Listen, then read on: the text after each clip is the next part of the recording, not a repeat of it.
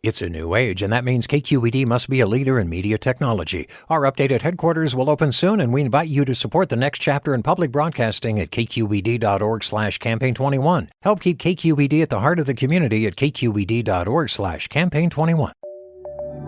From KQED. I'm Devin Katayama, and you're listening to The Bay, local news to keep you rooted. The agency that oversees air quality in the Bay is considering a huge proposal to regulate the fossil fuel industry. If approved, Chevron and PBF Energy could have to spend hundreds of millions of dollars to clean the dirty air they make at their refineries in Richmond and Martinez. Even before the meeting, the amount of public reaction to this proposal was huge. Today, why it's a pivotal moment for clean air and fossil fuels in the Bay Area.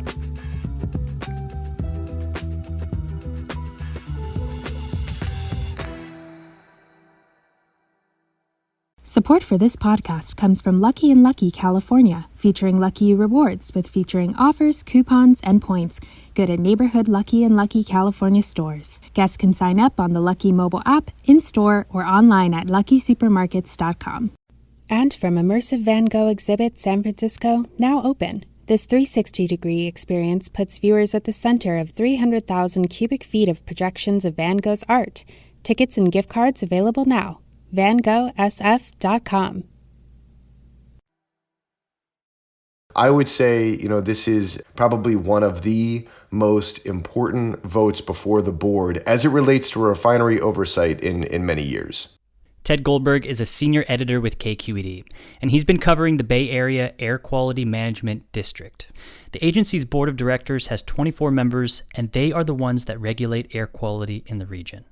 When we do a lot of stories about the Bay Area Air Quality Management District, it usually has to do with violations of air quality rules and then the settlements associated with them. And usually those are penalties that are fairly small for an oil company. And usually the perspective, at least from the environmentalist community, is this is just a slap on the wrist. This particular proposal, I would not describe as small or a slap on the wrist. This is very significant. And what is this proposal exactly? So this is a proposal to reduce the amount of particulate matter refineries are allowed to release into the air. If you remember that term, we used it a lot during the wildfires, PM 2.5, PM 10. This is basically what some folks refer to as dirty air. There's soot, smoke in there, and it's bad for your lungs. This is part of the refinery's daily operation. This is how they make gasoline. And the device that they use to do that pumps out a lot of particulate matter. The proposal would greatly reduce that amount, and most likely, if it passed, the refineries would have to buy these devices that are fairly expensive, hundreds of millions of dollars, that basically clean the releases as they come out to reduce the PM when it comes from the facility. So what are these devices then that PBF Energy and Chevron might have to install? So they're called flue gas scrubbers, and basically, as the particulate matter comes up from the refinery, they've got a device that throws water on the releases and scrubs it off.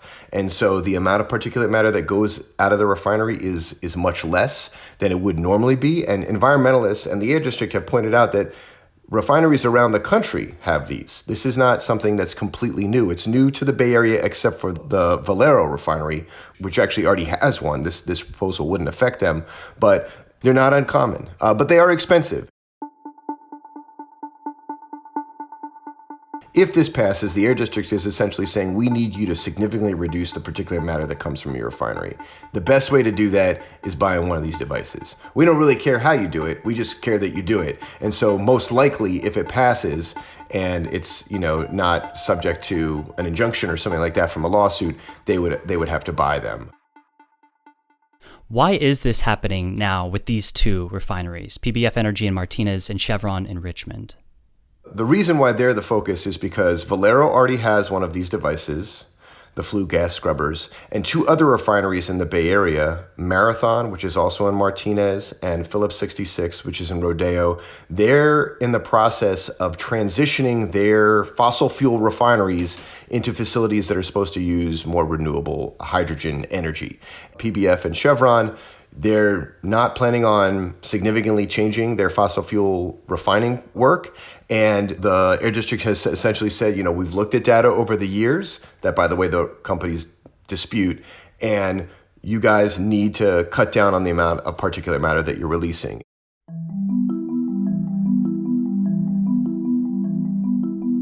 All right, so there's this really big proposal for these 2 oil companies to drastically change how they deal with pollution, and the Air District Board has to make this decision. So how does this all come together in the meeting that you covered earlier this month? So on Wednesday, June 2nd, there was this meeting.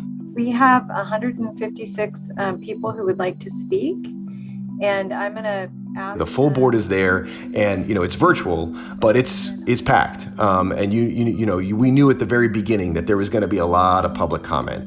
Please don't choose corporate interests over the health of Richmond residents. Many people have pointed out that, especially in the area of the Richmond Chevron refinery, that people there suffer from asthma at higher rates. These companies don't make choices to protect health unless they are required to, and that is in your power. If you choose otherwise, you are devaluing the health and well-being of people who live near the refineries, who have been sacrificed for too long.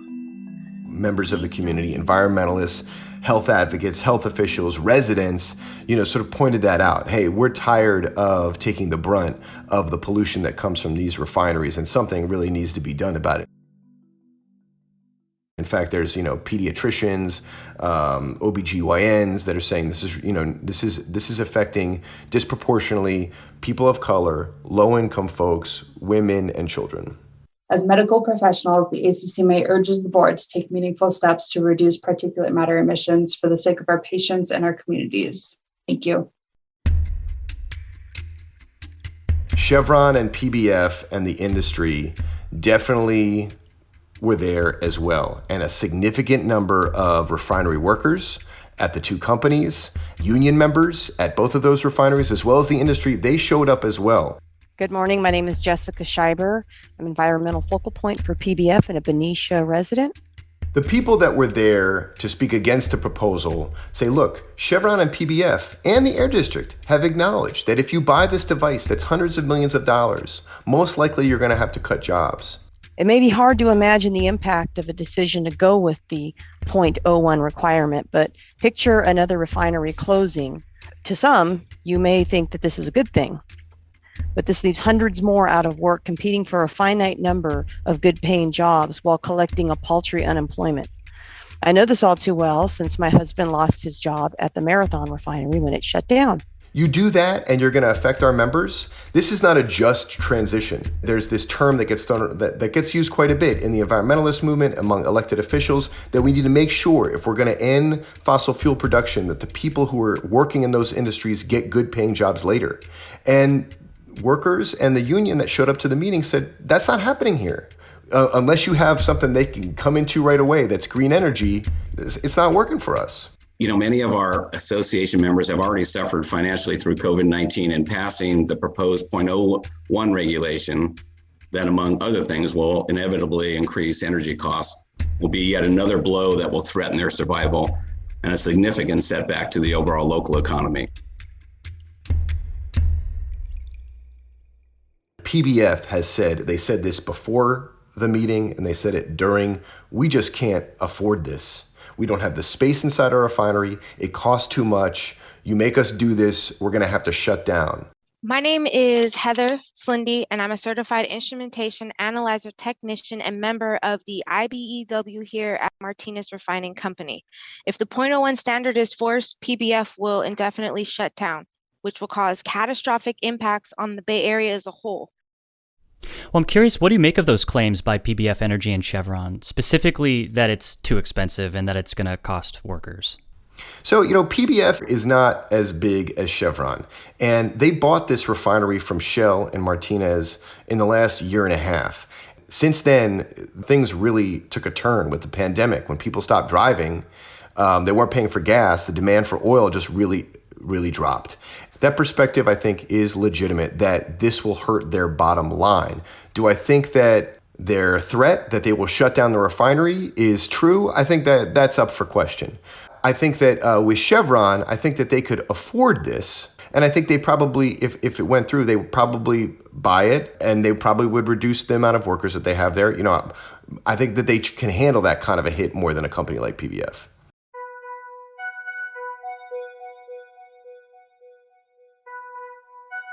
So what ultimately came of what was supposed to be a vote?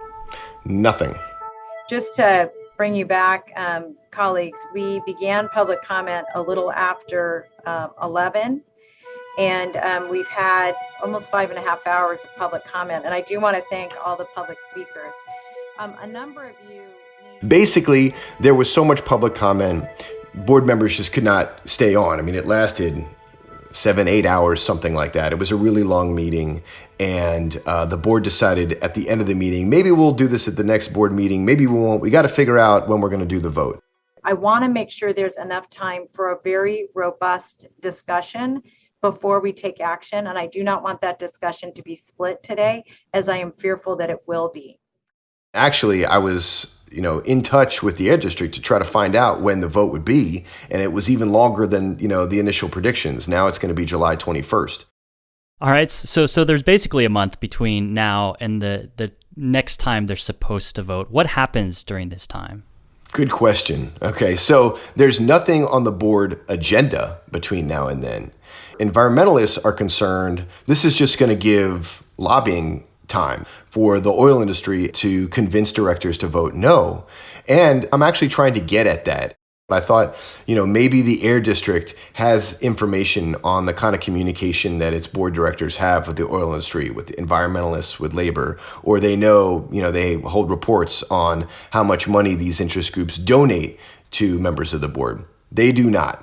They do not keep tabs on any of that communication or any of those political donations. So we're going to try to find out what's going to take place between now and that vote. But my only assumption is everybody who has a stake in this is going to want to try to convince directors. Many of them, you could tell, were on the fence during the last meeting to go one way or the other.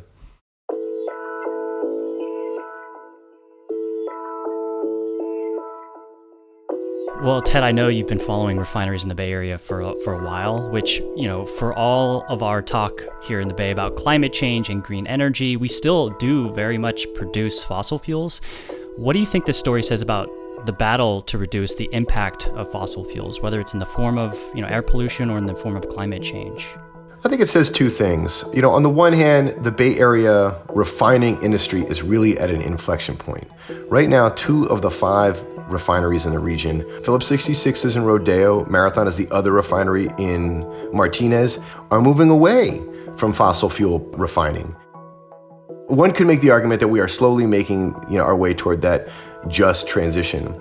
But, and I've said this, I feel like in every interview I've done with the Bay, until the demand for gasoline significantly drops, until we really change the way we get around, that change is going to continue to be very slow. And I think what you see from the Air District is we are not seeing this change happening overnight. So we need to make some investments in reducing the amount of pollution that we can in the meantime, because this is, I think the way they see it, it's a really long road, probably much longer than environmentalists and other folks, want it to be if they want to really make a dent in fighting climate change. Ted, thanks a lot. Appreciate it. Anytime, Devin.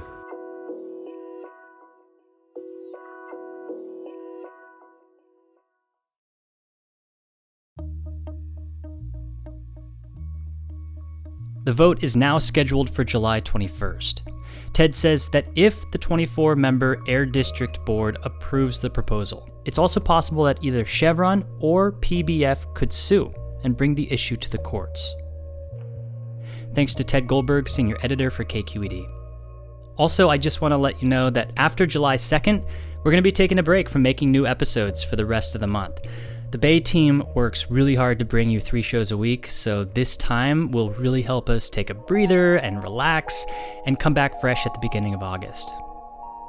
This episode was edited and mixed by Erica Cruz Guevara and Alan Montecillo. Isa Mendoza writes our Friday newsletter. I'm Devin Katayama. That's it from us. To you. Talk to you next time.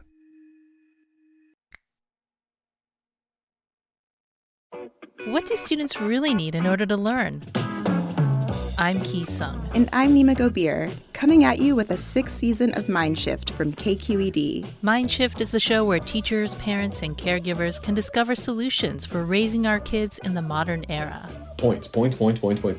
It teaches students that all you got to do is get points. You don't actually have to learn. You just have to get points. Follow Mindshift wherever you get your podcasts. First episode comes out on July 20th.